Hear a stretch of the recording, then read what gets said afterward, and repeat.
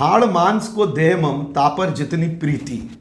ये पंक्तियां अगर रत्नावली, जो कि तुलसीदास जी की पत्नी थी, अगर उन्हें नहीं बताती, नहीं सुनाती, तो तुलसीदास महाकवि तुलसीदास नहीं होते।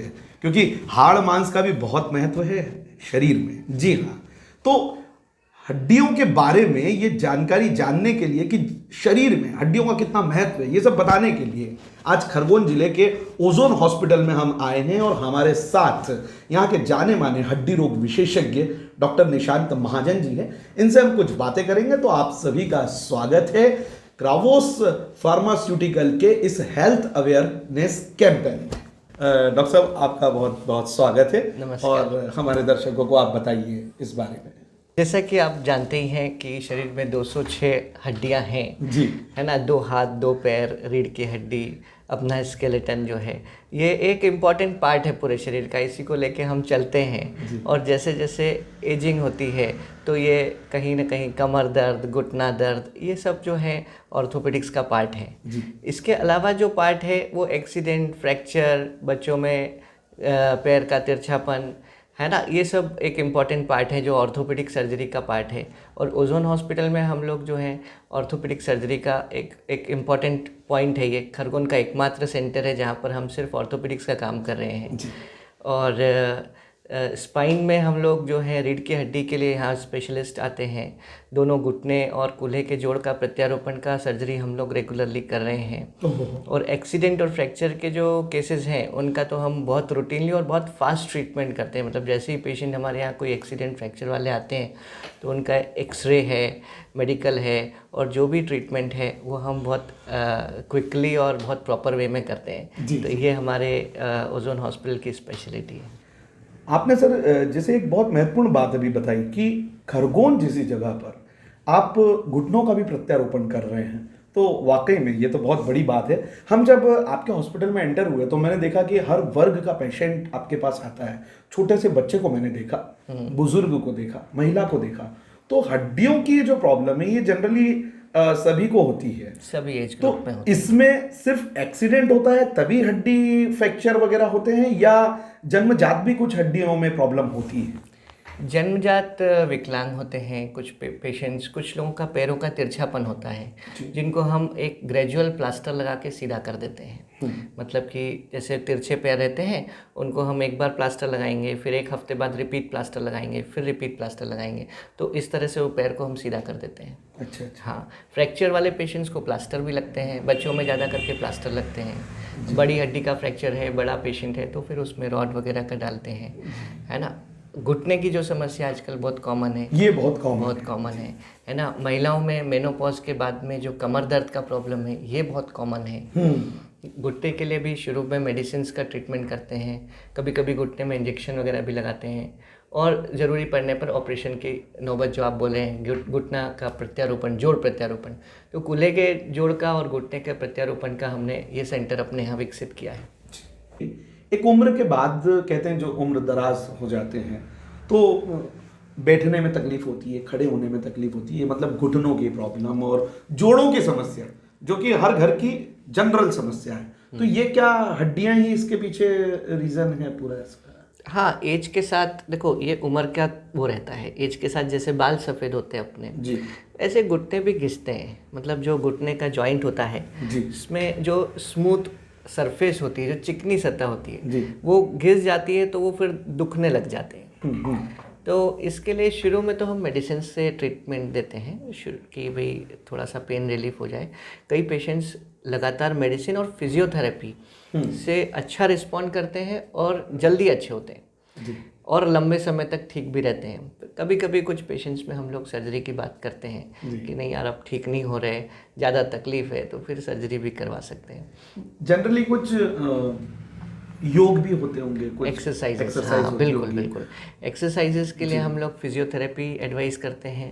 हमारे यहाँ एक बहुत अच्छा फिजियोथेरेपी सेंटर भी है। अच्छा। और वो फुल टाइम बहुत सारी मशीनें हैं, सारे इक्विपमेंट्स हैं, और वो लोग बहुत फॉलोअप करते हैं पेशेंट्स का कि भाई रेगुलरली देख करके कि भाई कितना मूवमेंट आ रहा है, कितना पेन कम हो रहा है। कई मशीनों का यूज़ करके फिजियोथेरेपी से भी ठीक करते हैं। और फाइनली अगर पेन ज़्यादा है, नहीं ठीक हो रहे हैं, तो फिर हम लोग ऑपरेशन की सलाह देते हैं। आजकल जो घुटने का जोड़ प्रत्यारोपण है ना, ये एक बहुत ही बढ़िया सर्जरी है, बहुत ही लेटेस्ट सर्जरी है जिसपे कि हमें काफ़ी अच्छे रिजल्ट मिलते हैं।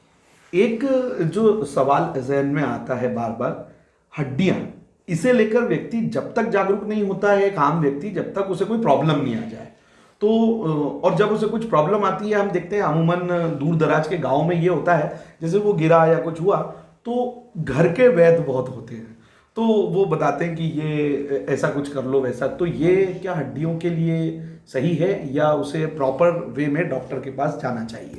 देखिए, अभी हमने कल ही एक पेशेंट देखा, ऊपर भर्ती है वो, उसका पैर टूट गया खेत से आने में। वो बाइक से आ रहा था, इसका मतलब उसके पास बाइक भी है, अफोर्डिंग क्लास है, एकदम पुअर भी नहीं है। हाँ। उसका पैर टूटने के बाद उसने वहीं वैद्य को दिखाया, उन्होंने बोला हम हड्डी जोड़ देंगे। वो कोशिश करते रहे लेकिन वो ठीक नहीं हुआ। फाइनली वो हड्डी ऐसी ऐसी थी, ठीक है ना। तो 1 महीने बाद हमने उसको देखा, हमने कहा यार ऑपरेशन करना पड़ेगा। ऑपरेशन के नाम से वो डर गया कि यार ऑपरेशन तो पैसा लग जाएगा, पर अभी हम लोग आयुष्मान से संबंध है जी। तो वो पेशेंट पुअर क्लास का था, उसका आयुष्मान कार्ड तुरंत बन गया, यहीं बन गया। हाँ। और आयुष्मान के बाद उसकी फ्री सर्जरी होगी। क्या बात है। जी हाँ, उसको कोई खर्चा भी नहीं आया, है ना, और 3 दिन में वो चलने लग जाएगा। ओहो। तो आजकल रिजल्ट्स बहुत अच्छे हैं। जी। और कई सारी सर्जरीज जैसे कि इवन जोड़ प्रत्यारोपण भी आयुष्मान में संभव है, जो प्रधानमंत्री योजना है उसमें फ्री सर्जरी हो रही है, उसमें मेडिसिन भी है, सर्जिकल कॉस्ट भी है, काफ़ी कुछ खर्चे पेशेंट के ख़त्म हो जाते हैं। तो दर्शकों, आप एक बात तो समझ गए होंगे कि नीम हकीम खतराए जान। हम ये नहीं कहते, हम आपकी आस्थाओं को, मान्यताओं को कहीं भी हम ठेस नहीं पहुंचाना चाहते। आपका मन करे आप जहां जा सकते हैं, लेकिन शरीर के साथ खिलवाड़ भाई ये तो कतई भी जरूरी नहीं है। तो सब आपको डॉक्टर साहब ने ये भी यहाँ पर बता दिया कि आयुष्मान योजना के अंतर्गत अगर आपको कुछ होता भी है तो इस हॉस्पिटल में आपका कार्ड भी बन जाएगा और आपका उपचार भी हो जाएगा। तो भाई इससे बढ़िया सुविधा आपको कहाँ मिलेगी?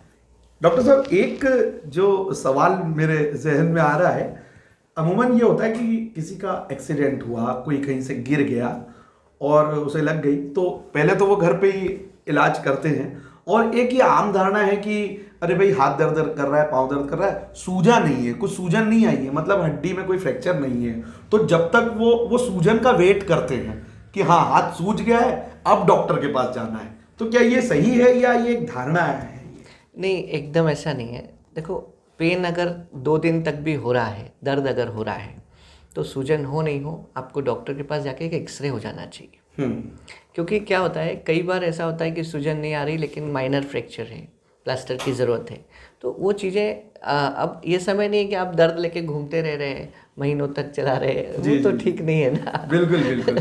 वो सनी देओल भी कहते हैं ना, ये 2.5 किलो का हाथ में हथौड़ा है, तो वो हथौड़ा तो जब ही होगा जब आपकी हड्डियां मजबूत होगी। हाँ। और हड्डियां मजबूत करने के लिए आपको डॉक्टर साहब ने बता दिया। सर, कुछ आम सलाह हमारे दर्शकों को आप बताएं इस बारे में। देखिए, हड्डियों की मजबूती और अच्छाई के लिए देखिए, खान पान अपनी जगह है, अपन सब अपने घर में अच्छा खाते पीते हैं, पर अपना वज़न नहीं बढ़ना चाहिए।